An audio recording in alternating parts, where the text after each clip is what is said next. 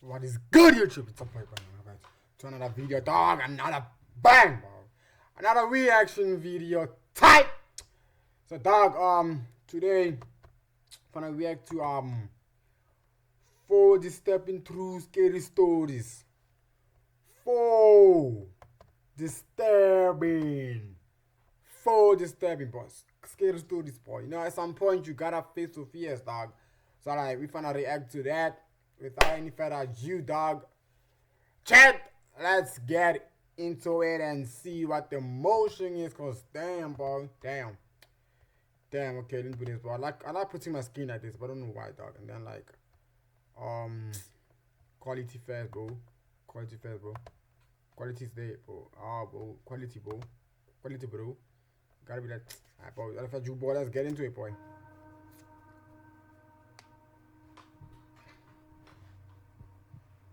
Story one on animals. I had spent a few days in Austin visiting friends. I live in Louisiana, so it's sort of an all-day drive. On my last day in Austin, my old friend Tom had commented on my Instagram story asking when I leave, and I said today. He told me he lived an hour outside of Austin, which was actually in the direction home for me. I hadn't seen Tom in years, and it would be nice to catch up. He said I should stop by, and I said sure, why not? I set my GPS for Tom's address, and it said about an hour and a half drive. Tom and I had been friends back in high school, but lost touch after graduation. We followed each other on social media, but hadn't really spoken in years. When I pulled up, I noticed his house was a little old-fashioned. It wasn't run down or anything, just aged. The wooden porch creaked under my steps, and when he opened the door, I caught the scent of old wood and something rustic, like an old cabin in the woods. Tom was of course very welcoming, giving me a big hug and pulling me inside. Some friendships... Hey, no, chat. Why is the sound so... No, dog. Bro. Why is the music background so creepy, dog? But I started the video, dog. I'm really getting scared jumps, boy. No. Stay just as pure no matter how much time passes. The inside of the house was just as old as the outside. The furniture looked like it had been around since the 70s, and every step I took on the hardwood floors let out a small creak. It felt kind of Texas, I guess. It was kind of charming in a way, like stepping back in time. We sat down in his living room, catching up on life, drinking whiskey. It was like 5 p.m. by this point. One drink turned into two into three, and before I knew it, I was pretty drunk. The warmth of the alcohol made the room feel smaller, cozier, but also heavier. Hours passed like minutes, honestly.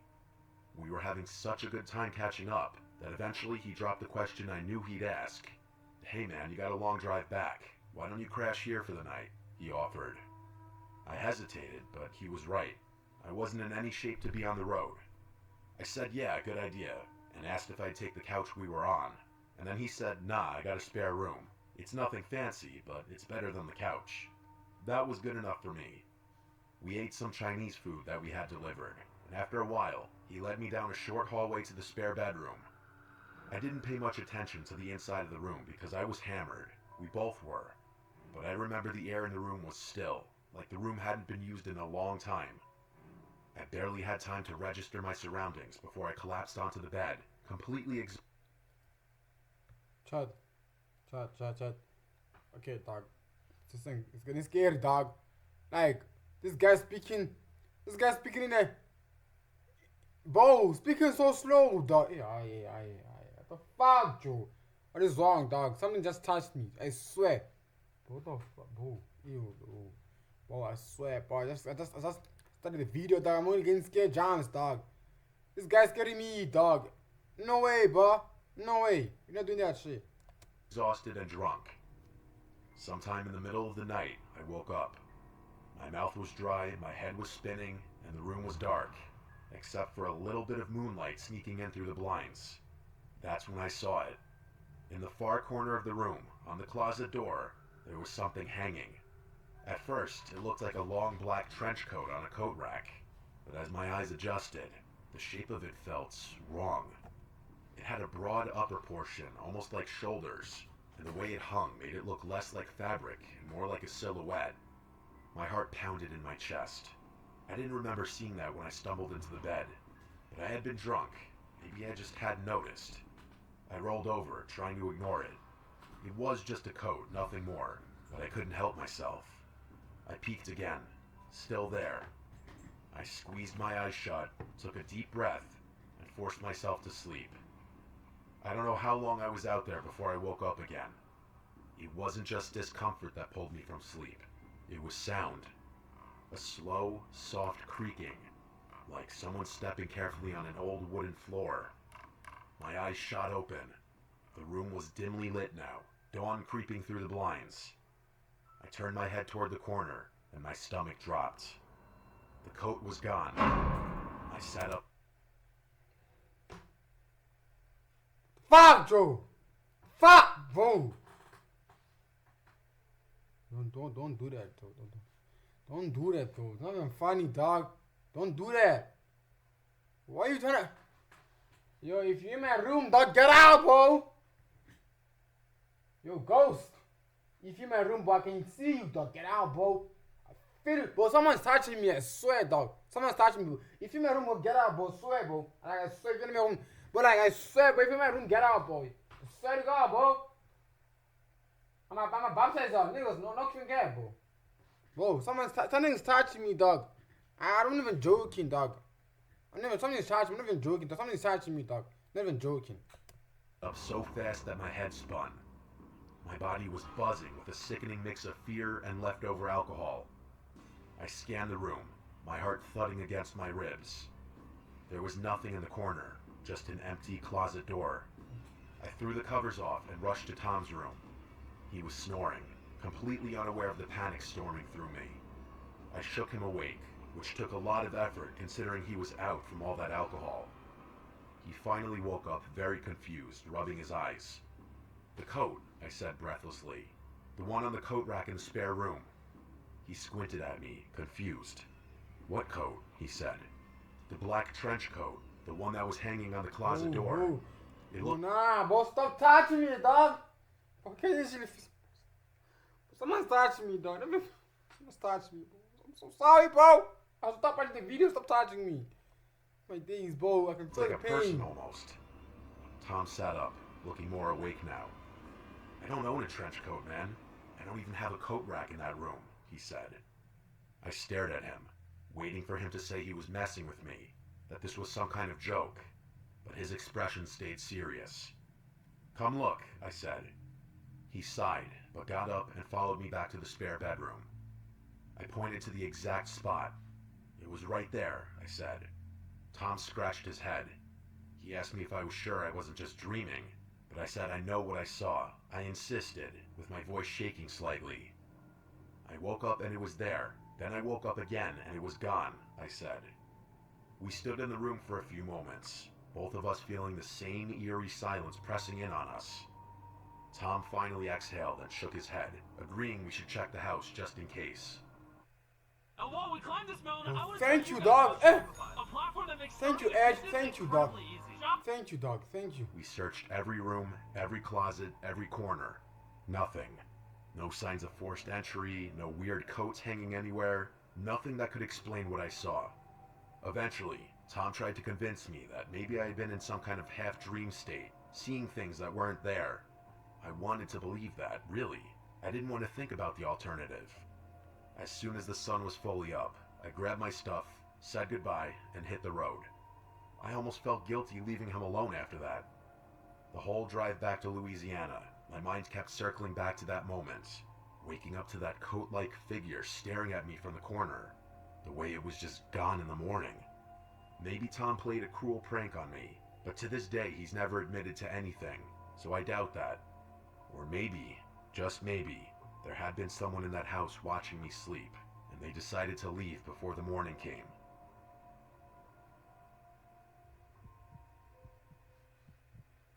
Okay, bro. Okay, bro. That story was not that's scary, dog. It was not scary, enough for sure. Like, it was not scary, bro. No. It wasn't scary at all, bro. It still was scary, bro. But, like, I might give it like a 5 out of 10 for it being scary, dog. Just the code, bro. Just the code. Not too scared about it, bro. You know what I'm saying? But I swear, dog. It gave me the ick, a bit of it, but like, not too scary, dog. Let's see story number 2, dog. Let's see story number 2. What it's saying.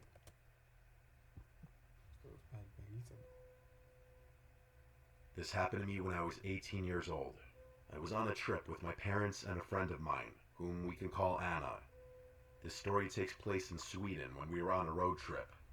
My parents, Anna, and I were going on a domestic trip, and we had an 8-hour drive from home. The plan was to visit a theme park and stay at a campsite, but we hadn't booked one. The day came, and we arrived in the city where the theme park was located, but we planned to visit it the next day, so we needed a place to sleep. Since we had brought tents in our car, my dad searched online for a nearby campsite. He found one that seemed good and close by, so he called the campsite. Unfortunately, that day coincided with a big soccer tournament, and the campsite was fully booked. Since we hadn't reserved a spot in advance, there was no space left for us. My dad called around, but we couldn't find any campsites that were reasonably priced and near the theme park. Our only option was to find a camping spot in nature. We set the GPS to the nearest parking area in a forest to avoid parking fines. Eventually, we found a spot in a nature reserve. When we arrived, there were some people around, so we asked if it was okay to set up our tents there and whether it was a good place to stay. A woman who was hiking told us it was a good place to sleep and that there were no parking attendants. Based on that, we decided to sleep in a small, lonely gravel parking lot. We were surrounded by forest, and a 10-minute walk away was a beach. At first, we considered setting up our tents on the beach, but something told me it would be better to camp in the parking lot. As we got out of the car to set up our shelter for the night, I noticed a lone car parked further away in the lot. It looked like it was in bad condition, and there was no one inside. I found it strange because it was already evening, so there were no more people at the beach or hiking in the woods. However, I didn't think too much about it at the time. I helped my parents set up our tents. They were sleeping in one tent, while Anna and I shared the other, with both tents placed close together. After struggling to build them, we finally finished. Anna and I made our tent cozy, watched YouTube, and ate snacks. By this time, it was around 11 p.m. We wanted to sleep at a decent hour so we wouldn't be too tired the next day. After a while, around midnight, we decided to sleep. At this point, my parents were already asleep in their tent. Anna and I were scrolling through TikTok when we suddenly heard a metallic sound from the parking lot. It sounded like a shovel being thrown onto the gravel.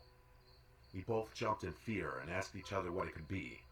Too scared to peek out of the tent window, we chose to stay silent and listen. The sound had come from the same direction as the abandoned car.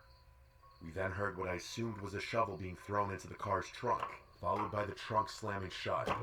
We sat in silence, our hearts pounding. Then, we heard the car speed off, as if someone were trying to get away quickly. I texted a friend from a nearby city, telling him where we were staying. He replied, warning me that the beach nearby was known to be dangerous, with organized criminals often engaging in illegal activities there. We had no idea about this before. When I read my friend's message, I felt cold and deeply unsettled. About 10 minutes passed in silence after the car sped away.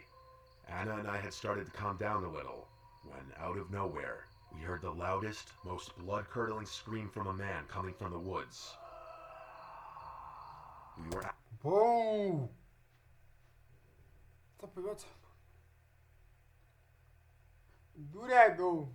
Don't give me eggs. Don't give me the eggs, please. Absolutely horrified.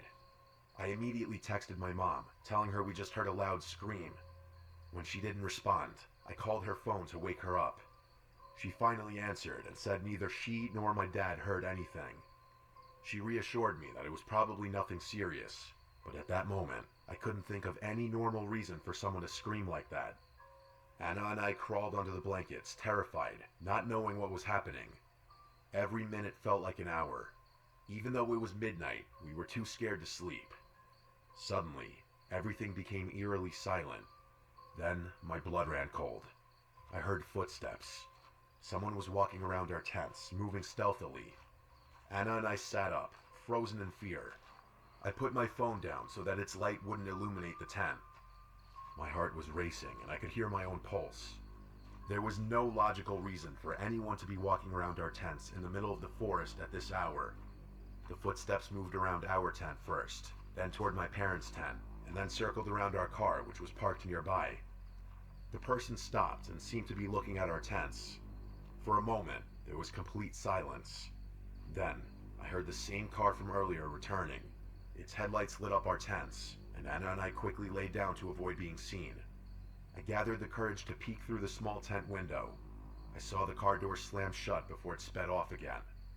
I felt a brief moment of relief when the person left. From my vantage point, I could see the road they had driven down. 5 minutes later, I saw another car approaching fast. It was a police car, racing in the same direction the other car had gone. Nothing else happened after that. Anna and I were still shaken, so we decided to sit in the locked car to feel safer. I stayed awake until around 5 a.m., keeping watch over the forest, while Anna eventually fell asleep beside me. After about an hour, we went back to our tent. Oh, thank you, Ed, bro. Yo! I was just scared, boy. Thank you, Ed. Thank you, dog. And out of sheer exhaustion, finally fell asleep. We woke up around 9 a.m., completely drained. I told my mom everything that happened, and she revealed that she had also heard the footsteps, but when the person was near their tent, she had also heard heavy breathing, like the kind you hear in horror movies during a scary phone call. She had been terrified too. However, my dad had slept through the whole thing, so we had to tell him the story. Without hesitation, we immediately packed our things and the tents, eager to leave as soon as possible. None of us wanted to stay there any longer. Despite the terrifying night, we had a good time at the theme park later that day. However, that evening, I decided to research the forest where we had camped. What I found made my stomach drop. Just a short time before our visit, a man had been murdered there, stabbed to death due to gang-related debts. Even more disturbingly, 2 men had gone missing from that exact beach and had never been found. I couldn't stop thinking about it. What if the person walking around our tents was a dangerous individual, checking to see if there were any witnesses? What if we had been in serious danger without realizing it? Even now, I still think about that night. Who made that horrifying scream, and why was someone using a shovel in the middle of the night in a forest? And the police, what exactly were they chasing? I guess I'll never know. Dog, that's... Bro, they're not scary, dog. They're not scary, dog. This is not scary, boy. It's just a man working in the forest, boy. Like, shit, boy. It's nothing scary, dog. It's not scary, bro. Damn, boy. Damn. Not scary, dog. I'm saying it's not scary. I give it like a 3 out of 10, bro. Simple shit. 3 out of 10. It's not scary. It's like a legit, like, I feel like it's not scary because, like, there wasn't any horror movies, any horror sounds, bro. But it's not scary, dog. It's not scary. I feel like it's not scary. Yeah, I might give it like a 3 out of 10, bro. 3 because it's still a good story. But personally for me, it's not scary. But like, hey yo, let's see the second story, dog. Second story. Story 3 by Jake, bro. This is a story that still haunts me when I think about it, even though I was so young when it happened. 6 is around the age where a lot of my childhood memories start to become more clear. I have one sibling, my older brother Keith. Keith is 2 years older than me, so at the time he was 8. When I was 6, I had a strict bedtime, 8:30. If I didn't abide by it, or our dad caught either of us up past our bedtime, we'd be in serious trouble. Our dad was always strict with us as kids. Honestly, I don't remember if this happened on a school night or not, but I woke up in the middle of the night to Keith shaking me awake. Keith and I shared a big bedroom upstairs in the house. My parents' room was on the first floor of the house. I was confused why Keith was waking me up, until he told me in a whisper to be quiet and listen. And I did listen, and I heard what he was talking about. It was our mom's voice calling for us downstairs, but it was in a very quiet, whisperish type of voice. I was going to get up to go answer our mom, but my brother told me not to. He said that he didn't think it was mom. I told him to stop trying to scare me. Yeah, Chad, I'ma be real, bro. Something, bro, I swear, bro, something's touching me, dog. I'm not gonna, something, bro, yo, ghost, bro, if you touching me, yo, bro, come on, dog, don't do that, bro, don't do that, Joe, please don't touch me, bro, Like, boy, if you in my room, dog, get out, dog. Get out of my room, please, dog. Like, bro, I'm gonna take the Bible and pray, dog. You know what, dog? Hey, yo, I check, I. Bro, I got a piece of Jesus Christ here, dog. It says, boy. It says, boy. Can y'all see what it's saying? That's bro, that is too much, bro. The Lord is my say, yeah, whatever I say, bro. Yo, I got it Jesus neck here, bro. Jenny, if you're touching me, girls, it's shy for you. Okay? I'm a Redis. It's shy. But I got this on me, dog. It's shy for you. I'm a Redis, bro. Don't touch me, bro. Please don't touch me, bro. I'm so sorry, bro. Don't hunt me. Yeah, I might be watching this, but don't hunt me, dog. Please. Please, dog. Don't hunt me, please.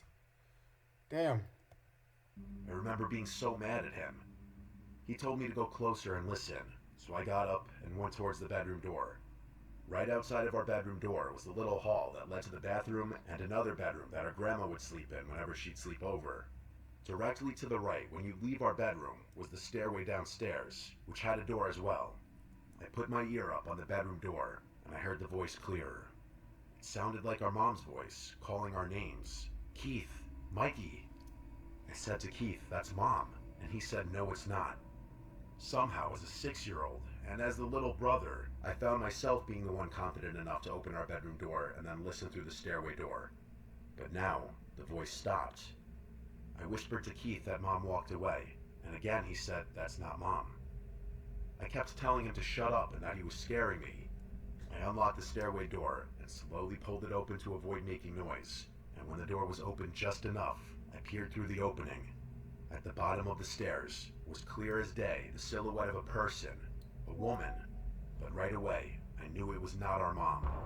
Whoever it was. Yo! Well, why are we sure? Hey, peace, yo. I'm not scared of you, dog. I'm not scared of you. She saw me because she said, "Hi, sweetie, come down." Immediately, I shut the door and locked it, and went back into our bedroom and locked that door as well. I started to cry, and Keith kept saying, "I told you." We both agreed to start screaming as loud as we could on 3 to wake our parents. So on 3, we started stomping on the floor and screaming as loud as we could. It didn't take long for our parents to barge up the stairs, pounding on the locked door. At first, our dad was pissed about the door being locked, but as soon as we let them in, they saw that I had been crying and we were genuinely disturbed about something. They listened to us.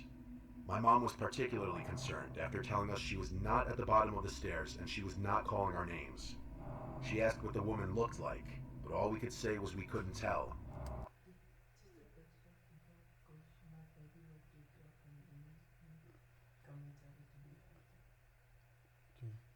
Meanwhile, I remember our dad running downstairs to, I guess, look around for the woman. After a bit, our mom kissed us goodnight again, and I'm pretty sure she told us to lock the doors, which was a first. I was too young to catch on, but it seemed as if our parents knew exactly who it could have been. Keith and I looked out the window when we heard the doorbell after a while, and we saw a police car outside. We wanted to go downstairs, but we stayed put. I remember we begged our parents to tell us who it was and what happened, but our parents would always say they didn't know. They would also say they're proud of us for not going downstairs. Personally, I think they did know who it was, and to save my brother and I from any kind of further trauma or fear, they just never told us, because the last time I saw my parents for dinner, I asked them about it, and they still shrugged it off as some random intruder, but that never explained how that woman knew our names.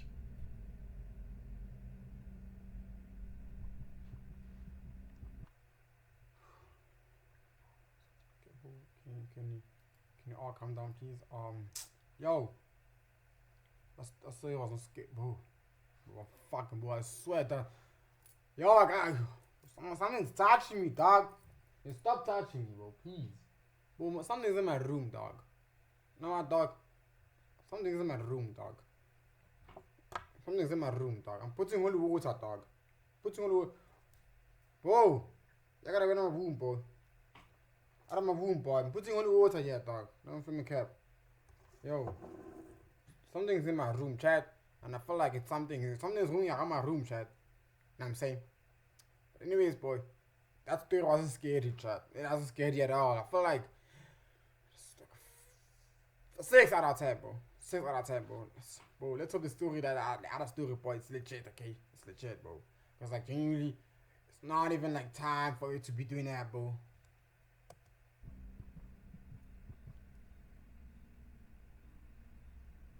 This happened when I was 16. I was still in high school. I obviously didn't have a car yet, so I was at the mercy of my parents driving me around, or just walking if it was close. It was the weekend. My friend Haley was having some of our friends over since her parents weren't home. My mom drove me to her house. Haley lived close, about a 3-minute drive and 20-minute walk. My mom was single at the time, and she also liked to go out too, so she told me that if she's out late, then to just walk or get a ride home, which meant she was going on a date. A few of our girlfriends were at Haley's house, Tina, Courtney, and Belle. The 5 of us hung out in her backyard for a few hours until some boys from our school unexpectedly showed up. By unexpectedly, I mean Haley didn't tell me she was inviting them. The reason I was annoyed by this was because one of the boys that showed up was a boy I had some annoying history with and didn't really want to see. Haley thought she was being cute and sneaky by inviting him there against my knowledge, because she for some reason wanted him and I to work things out.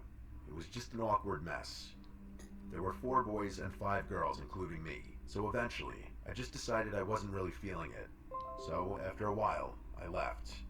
I'm sure after I left that some of the others started to leave shortly after, because it was already late, but I just didn't want to be around those boys. I made sure to let Haley know how pissed off I was over texts as I was walking home, and she kept saying, "OMG, come back." She apologized and I forgave her, but I still just wanted to go home. I walked for like 5 minutes until I slowed down. I thought I heard footsteps behind me, and when I slowed down, I confirmed I heard footsteps that weren't mine. I turned around, and there was a middle-aged man with a hood up over his head and his hands in his hoodie pocket. He was smiling, looking at me, and said, "How you doing?" I responded, "Hi," and just turned and kept walking. We were in the suburbs. People are walking around. It's not unheard of, even if it was late. 5 minutes more passed of me walking, and every time I'd glance around, that man would still be behind me, more or less the same distance away, maybe a little closer each time I looked.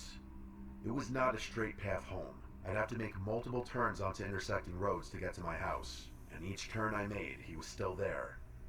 I was texting my friends about it, and then the man from behind me said, "Isn't it such a nice night? Love this weather." I replied back, "Yeah," and that was it.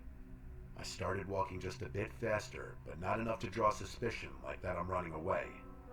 The man spoke again, and every time he opened his mouth, part of me died a little more inside. Like, why was he talking to me? Why was he following me? He asked, "Are you from the neighborhood?" I replied, "No." I was making my answers short and firm. The man chuckled. I started asking all my friends for help, to send one of the guys to come pick me up. Ironically, the boy who I was trying to avoid was on his way to come get me. I'll just nickname him Brandon. The man behind me then said something that changed everything. He said, "I'm not gonna hurt ya. You live by the elementary school, right?" I turned around, and he stopped in his tracks. He was still smiling, but now his smile seemed more disingenuous, more sinister. I screamed, "Leave me alone," and started to run. I heard the man running behind me, catching up to me. At that point, it was my life on the line, so I started screaming bloody murder. I started screaming, "Help me," for everyone in their houses to wake up and hear. The man dropped his nice guy facade and said, "Shut up, you little bitch." My screams definitely scared him off, because he obviously didn't want a bunch of witnesses about to come out of their houses. He ran away into the darkness, and I saw some lights in the houses around me turn on. One couple came out of their house, and I explained I almost got kidnapped.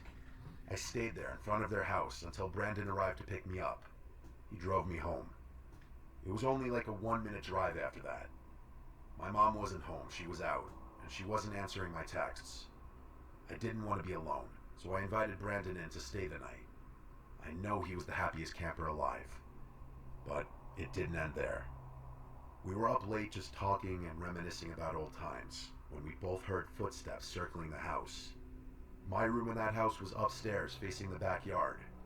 We heard the gate to the backyard opening. My mom would never enter through the backyard, so something was off. I held back from yelling out, "Mom," and instead, Brandon and I just looked out the window, watching. We didn't hear any more sounds. We were expecting to see someone walking around the yard, but instead, we both heard a man's voice say, "I see you up there." I let out a very audible gasp and I stepped away from the window. Brandon yelled out something along the lines of, "We're calling the cops, you pussy freak." That's exactly what we did. The fact that this man knew where I lived, he probably knew who I was. What if he knew I was going to Haley's house? Brandon did a lot of the talking on the phone with 911. Looking back, I know he tried really hard to be the man in the situation, and I appreciated that. I was honestly so happy he came inside. The cops showed up, and their presence just made me feel safer. Even just giving them a description of this man made me feel better, like at least something was done. My mom got home soon after, and she was just as freaked out as I was. They kept a police car parked on the block for a few hours as a deterrent, thankfully. From there on, I didn't do any walking at night. I was even scared to go into our backyard after that. My mom had to have our uncle come over and install an entire security camera system. He made no effort in hiding them. They were on full display to deter that creepy man and any other creep from coming to that house. I'm glad to say that the story ended there, because this incident also prompted my mom to sell that house about a year later, just because she hated seeing me living in constant fear in that house.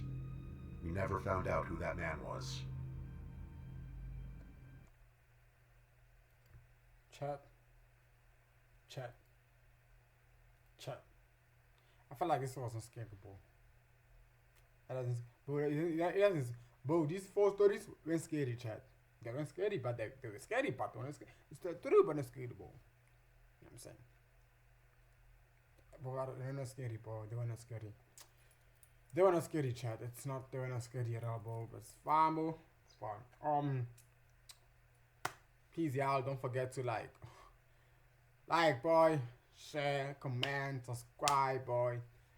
And also drop down the comments which story you think was scary. Because genuinely for me, I felt like number 2 was scary. Number 3, what's number 2 about? Number 3, yeah, about the kids and the my room is possessed, bro. Something is in my room, I swear. Don't forget to like, comment, share, subscribe, and see you when I drop a game. Type. Bro, please, dog. Be safe out there, dog. Be safe. Please be safe.